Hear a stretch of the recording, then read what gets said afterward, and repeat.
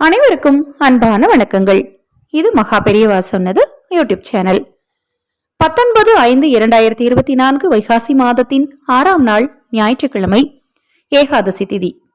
வைகாசி மாதத்தில் வரக்கூடிய இந்த ஏகாதசி மோகினி ஏகாதசின்னு அழைக்கப்படுது. இந்த நாள்ல அக்னி நட்சத்திரத்தின் 16ஆம் நாள் மோகினி ஏகாதசி நாள்.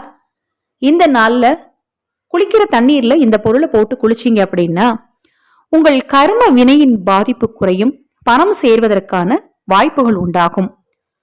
வைகாசி மாதத்துல வளர்பிறையில வரக்கூடிய இந்த ஏகாதசிக்கு மோகினி ஏகாதசின்னு பேரு. விஷ்ணு பகவான் இந்த ஏகாதசியில தான் மோகினி அவதாரம் எடுத்தார்னு புராணங்கள் சொல்லுது. விஷ்ணு பகவானுக்கு உகந்த இந்த நாள்ல குளிக்கிற தண்ணீர்ல நீங்க போட வேண்டிய பொருள் பாத்தீங்க அப்படின்னா, விஷ்ணு பகவானுக்கு மிகவும் பிடித்த பச்சை கற்பூரத்தையும் துளசி இலைகளையும் அப்படியே கொண்டு போய் பக்கெட்ல போட்டக்கூடாதுங்க.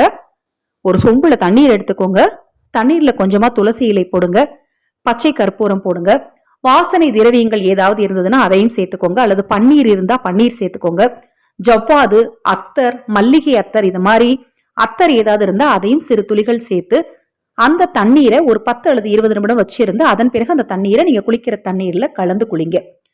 அதுல கரையாம இருக்கக்கூடிய பச்சை கற்பூரம், துளசி இலைகள் இதெல்லாம் நீங்க எடுத்து கால்படாத இடத்துல அப்புறப்படுத்திடுங்க. அது அப்படியே நீங்க பாத்ரூம்ல இருக்க பக்கெட்ல ஊத்தக்கூடாது. இந்த தண்ணீர்ல குளிக்கிறதுனால நேர்மறை ஆற்றல் சக்தி அதிகமாகும், நீங்க நினைத்த விஷயங்கள்லாம் நடக்கும். குறிப்பா மோகினி ஏகாதசி நாள்ல இந்த தாந்திரிகத்தை பரிகாரத்தை நீங்க செய்யறதுனால கர்ம வினையின் பாதிப்புகள் குறையும், தெரிந்தும் தெரியாமலும் செய்த பாவங்கள் நீங்கும், முன்னோர் சாபம் நீங்கும், விஷ்ணு பகவானுடைய பரிபூரணமான அருள் உங்களுக்கு கிடைக்கும். இந்த பதிவு நிச்சயமா உங்களுக்கு பயனுள்ளதாக இருக்கும்னு நினைக்கிறேன். தொடர்ந்து நம்ம சேனலை பாருங்க, இன்னும் எண்ணற்ற பதிவுகள் தொடர்ந்து வர இருக்கு. மகா பெரியவா அருளால நல்லதே நடக்கட்டும்.